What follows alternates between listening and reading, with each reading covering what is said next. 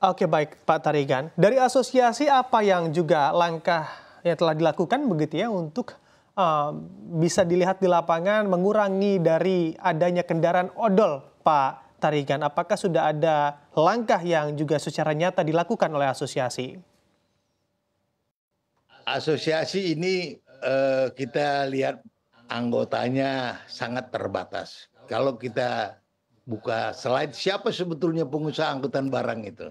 Kalau kita lihat pengusaha angkutan barang ini ada tiga jenis, Mas. Jadi ada pengusaha angkutan barang pribadi, artinya plat hitam. Ada pengusaha logistik, yaitu plat kuning. Ada pengusaha perusahaan yang menggunakan kendaraan untuk kepentingan usahanya seperti pabrik semen, pabrik rokok, dan macam-macam. Nah, ini tiga-tiganya ini yang paling besar adalah di luar daripada kami-kami ini, gitu ya. Sehingga sosialisasi yang ada di kami ini. Kalau pengusaha angkutan di dalam bidang logistik ini sudah mengikuti aturan standar keselamatan yang ditetapkan oleh Departemen Perhubungan, di mana kami ini selalu memperhatikan itu. Jadi kita selalu memperhitungkan resiko itu dengan aturan yang ada. Jadi di sinilah terletak persoalannya, sosialisasi terhadap pengusaha ini tidak masif, sehingga angkutan-angkutan pribadi dan perusahaan-perusahaan ini tidak tahu mengenai perkembangan regulasi yang ditetapkan oleh pemerintah. Kira-kira begitu. Kalau kami sudah mengikuti aturan itu, namun tentunya berbagai masalah tidak bisa kami hadapi karena persaingan itu begitu ketat, baik di antara tiga pengusaha tadi. Karena pengusaha yang mengangkut barangnya sendiri juga kan sekali jalan dia angkut barangnya, tapi pulangnya juga angkut barang umum. Jadi kita harus bersaing dengan mereka-mereka ini juga. Nah, akibat dari persaingan yang sedemikian ini, yang tidak sehat ini, maka semuanya lomba-lomba murah. Jadi tarif angkutan barang semakin hari semakin turun terus menerus, gitu kira-kira, Mas. Inilah yang mengakibatkan odol ini tidak terkendali.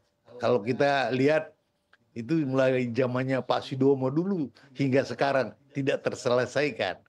Maka aturannya ini harus betul-betul memang Presiden harus turun tangan, Pak Prabowo harus ambil langkah.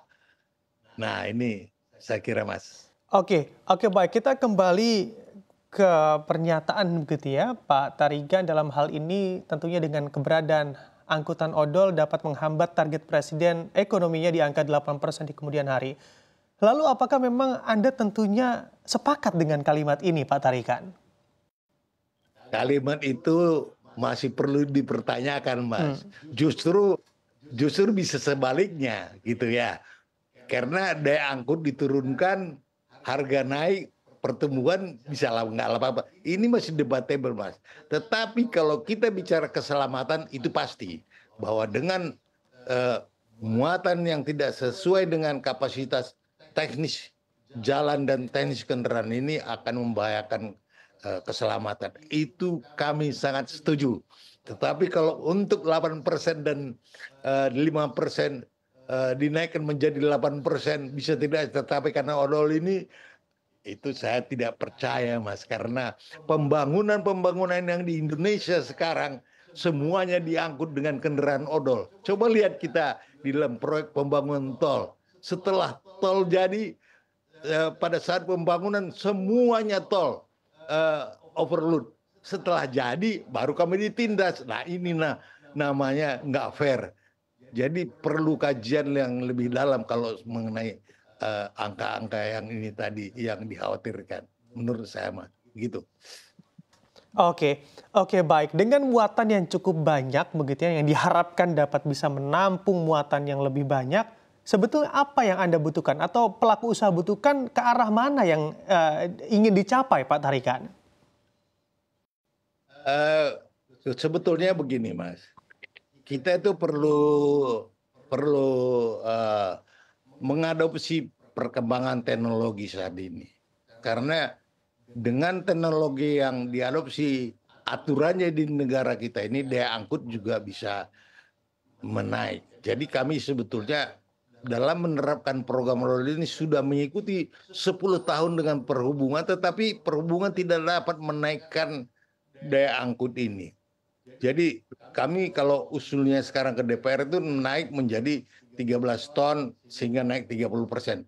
Dengan 30% kita bisa ketat kepada aturannya. Kalau sekarang dengan daya angkut yang sekarang semuanya kita masuk penjara, Mas, kalau betul-betul itu dilaksanakan dan semua trek tidak bisa keluar dari pelabuhan dengan aturan yang sekarang karena semuanya overload.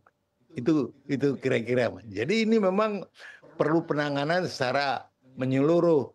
Artinya semua departemen atau menteri itu memberikan, karena kalau dalam penerapan yang kemarin sendiri, ketika perhubungan sama, eee eee, Bina Marga Dewan PU menyatakan lakukan ketat terhadap ini, yang keberatan perindustrian dengan perdagangan. Mereka sendiri berantem, Mas. Jadi kita di tengah yang menjadi sasaran. Nah, ini kira-kira. Oke, Jadi ya oke baik Pak harus harus Tarigan. Mencoba baik. juga kami akan melihat begitu ya bagaimana penanganan dan juga apa yang telah dilakukan oleh pemerintah dari kacamata asosiasi. Sebetulnya Anda menilai penanganan kendaraan odol khususnya dari regulasi dan juga pengawasan di lapangan. Anda nilai pemerintah sejauh ini seperti apa sih Pak Tarigan?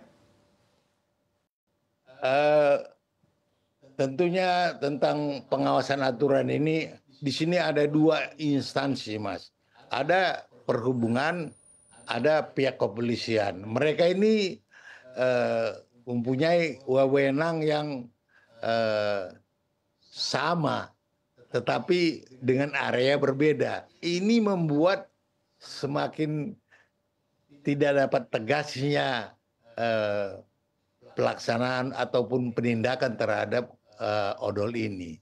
Tapi okelah sekarang kami mengharapkan bahwa dunia teknologi yang diterapkan sekarang ini sudah dapat mengatasi semua itu. Tetapi aturannya dibenerin dulu, Mas. Saya kira itu, karena segala sesuatunya udah bisa dikontrol dengan teknologi modern, Baik. teknologi informasi sekarang ini. Demikian. Oke, baik. Lalu rekomendasi apa yang juga bisa disampaikan dari asosiasi kepada pemerintah terkait permasalahan yang terjadi ini, Pak Tarigan? Pertama, kewajiban pemerintah adalah mengendalikan populasi kendaraan ini sesuai dengan kebutuhan, eee, angkutan di negara kita ini. Sehingga jumlahnya pun perlu dilakukan pemantauan sehingga tidak semua truk, kalau kita lihat semua semua barang ini diangkut oleh truk, juga jalanan juga macet kan gitu, Mas, ya. Itu Ya. karena semuanya lari ke truk. Jadi saran kami bahwa perlu ada peremajaan, program peremajaan terhadap, kendaraan-kendaraan yang sudah tidak batas usia, karena sudah tidak memenuhi persyaratan lingkungan, karena itu masih Euro 2, Mas. Orang negara lain tuh udah Euro 6, kita ini ketinggalan gitu ya. Jadi pentingnya ada peremajaan, kemudian kita khawatir besok kita eee, dibanding lagi oleh negara-negara Eropa karena kendaraan yang kita pakai tidak memenuhi ketentuan lingkungan dan tidak berkeselamatan gitu, kira-kira begitu, Mas. Jadi pemerintah perlu serius di dalam menangani persoalan ini, gitu, Mas. Oke.